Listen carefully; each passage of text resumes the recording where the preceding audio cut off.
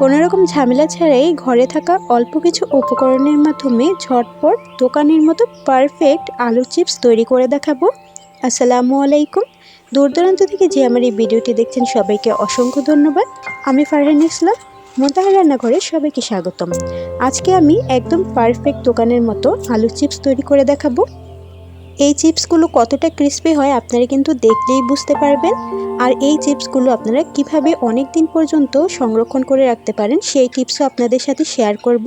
তাই ভিডিওটি স্কিপ না করে শেষ পর্যন্ত দেখতে থাকুন।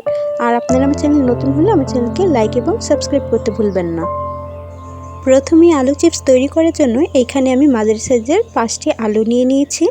আপনারা যে কোনো আলুই এখানে ব্যবহার করতে পারবেন। তো আলুগুলোকে প্রথমে আমি খোসা ছাড়িয়ে নেব, তারপরে একটু পরিষ্কার পানি দিয়ে ধুয়ে নেব যাতে করে এর মধ্যে কোনো ময়লা না থাকে। আগে যদি এই পরিষ্কার পানি দিয়ে ধুয়ে নেন তাহলে আলুটা কিন্তু কালো হয়ে যাবে না। তো প্রথমে খোসাটা আমি ছাড়িয়ে নিচ্ছি। তো এই তো আলুর খোসাগুলো ছাড়িয়ে তারপরে আমি একটু পরিষ্কার পানি দিয়ে ধুয়ে নিয়েছি। এতে করে আলুটাও কালো হবে না, চিপসটাও কিন্তু কালো হয়ে যাবে না। তো এবার এই আলুগুলোকে আমি পাতলা পাতলা করে কেটে নেব। তো অনেকেই কিন্তু এই আলুগুলো কাটার জন্য মেশিন ব্যবহার করে থাকেন, তবে আমার থেকে মনে হয় যে আমি বটি দিয়েই খুব তাড়াতাড়ি পাতলা করে কাটতে পারি। আপনারা চাইলে ছুরি বা মেশিন দিয়েও এরকম পাতলা করে কাটতে পারেন। দেখুন আমি কতটা পাতলা রেখেছি, এটা দেখে কিন্তু বুঝতেই পারছেন। যার যেইভাবে কমফোর্টেবল মনে হয় ওইভাবেই এই চিপসগুলো কেটে নেবেন। তো আমি বটি দিয়ে এগুলোকে এরকম পাতলা পাতলা করে কেটে নিচ্ছি।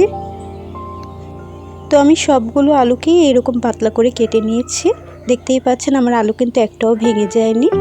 তো এবার এই আলুগুলোকে আমি পরিষ্কার পানিতে আবার ধুয়ে নেব, কারণ আলু কেটে যদি এভাবে রেখে দেন এগুলো কিন্তু কালো হয়ে যাবে। তাই আমি পরিষ্কার পানি দিয়ে 2-3 বার খুব ভালো করে আলুগুলোকে ধুয়ে নেব যাতে করে এর মধ্যে কোনো ময়লা না থাকে। তারপরে এর পানিটা ঝরিয়ে আমি একটি প্লেটের মধ্যে নিয়ে নেব।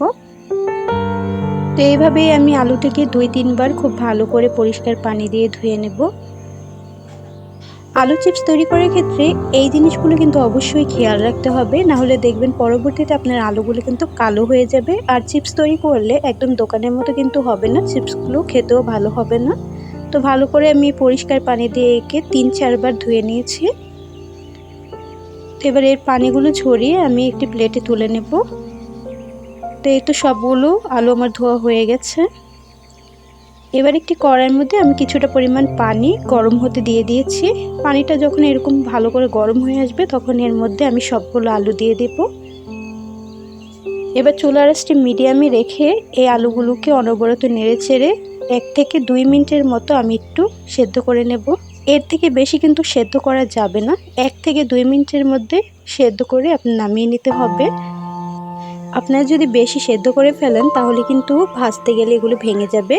তাই যখন আপনারা পানির মধ্যে দিবেন ওই সময় থেকে ধরে 1 থেকে 1.5 মিনিট বা 2 মিনিটের বেশি এটাকে পানির মধ্যে রাখা যাবে না। এভাবে আমি পানিটা ঝরিয়ে এটাকে নামিয়ে নিচ্ছি।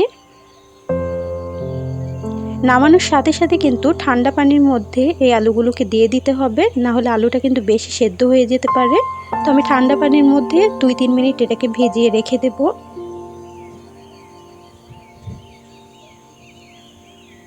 তো ফিরে এলাম 2-3 মিনিট পর।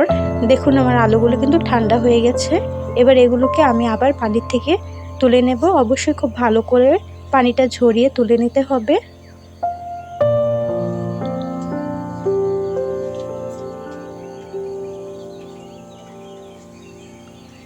এবার এইখানে আমি এরকম একটি থালি নিয়েছি, এর মধ্যে উপরে একটা পেপার আমি বিছিয়ে দেব। আপনারা চাইলে পেপারের পরিবর্তে এখানে পাতলা সুতি কাপড়ও ব্যবহার করতে পারেন অথবা টিস্যুও ব্যবহার করতে পারেন। তো পেপারটা দিলে আমার থেকে মনে হয় একসাথে অনেকগুলো আলুর পানিটাই খুব তাড়াতাড়ি শুষে নেয়। তো আমি উপর থেকে টিস্যু দিয়ে এর পানিটা চেপে চেপে মুছে দিচ্ছি যাতে করে খুব তাড়াতাড়ি এটা ড্রাই হয়ে যায়। অবশ্যই পানি শুকানোর পরে এগুলো ভাজতে যাবেন, না হলে কিন্তু তেল ছিটে আসবে। আর খুব ভালো করে আমি একটু চেপে চেপে শুকিয়ে নিচ্ছি। তো এভাবে টিস্যু দিয়ে পানিটা চেপে নেওয়ার পরে কিন্তু সাথে সাথে আবার ভাজতে চলে যাবেন না। আপনারা একটু কিছুক্ষণ ফ্যানের নিচে এটাকে রেখে দেবেন, আর যাদের রোদ আছে পারলে রোদে রেখে দেবেন। তো আমি রোদে কিন্তু 10 মিনিট রেখে দিয়েছিলাম। দেখুন এর পানিটা সম্পূর্ণভাবে শুকিয়ে গেছে। এরকম একটু শুকিয়ে নেবেন, তাহলে ভাজার সময় কিন্তু আর তেল ছিটে আসবে না। তো এবার ভাজার জন্য আমি কড়াইয়ের মধ্যে কিছুটা তেল দিয়ে দিচ্ছি। তেলটা কিন্তু অবশ্যই মাঝারি আছে গরম করে নিতে হবে, লো হলেও হবে না আর হাই হলেও কিন্তু হবে না, আপনাদের এটা কিন্তু মাথায় রাখতে হবে। তো এবার আমি এগুলোকে অনবরত উল্টে পাল্টে দেখুন এইভাবে ক্রিস্পি করে ভেজে নিয়েছি। তো একইভাবে আমি বাদবাকি আলুগুলোকে ভেজে নিচ্ছি। তো আপনারা চাইলে কিন্তু যখন মন চায় এইভাবে কিন্তু বাড়িতেই আলুর চিপস তৈরি করে নিতে পারেন, একদম দোকানের মতো স্বাদ আর খেতেও অসাধারণ হয়। তো এইভাবে আমি উল্টে পাল্টে সবগুলো আলু চিপসগুলোকে ভেজে নিলাম। আর ভাজার পরে অবশ্যই তেলটা খুব ভালো করে ঝরিয়ে নেবেন। তো আমি এইভাবে ভেজে নিয়েছি, এবার আমি এইগুলোকে তেল ঝরিয়ে চুলা থেকে নামিয়ে নিচ্ছি। তো কাছ থেকে দেখিয়ে দিচ্ছি, দেখুন কতটা ক্রিস্পি হয়েছে, দেখেই কিন্তু বোঝা যাচ্ছে। তো এই তো সবগুলো চিপসই আমার ভাজা হয়ে গেছে, আর কতটা ক্রিস্পি হয়েছে সেটাও আপনাদেরকে দেখিয়ে দিচ্ছি। আপনারা চাইলে কিন্তু এই পর্যায়ে চিপসগুলোকে কন্টেনারের মধ্যে সংরক্ষণ করে রেখে দিতে পারেন।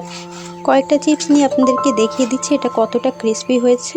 দেখুন ভাঙার সাথে সাথে কিন্তু খুব ভালো একটা আওয়াজ আসছে, এটার আওয়াজ শুনেই কিন্তু বুঝতে পারছেন কতটা পরিমাণ এটা ক্রিস্পি হয়েছে, দেখতেই পাচ্ছেন।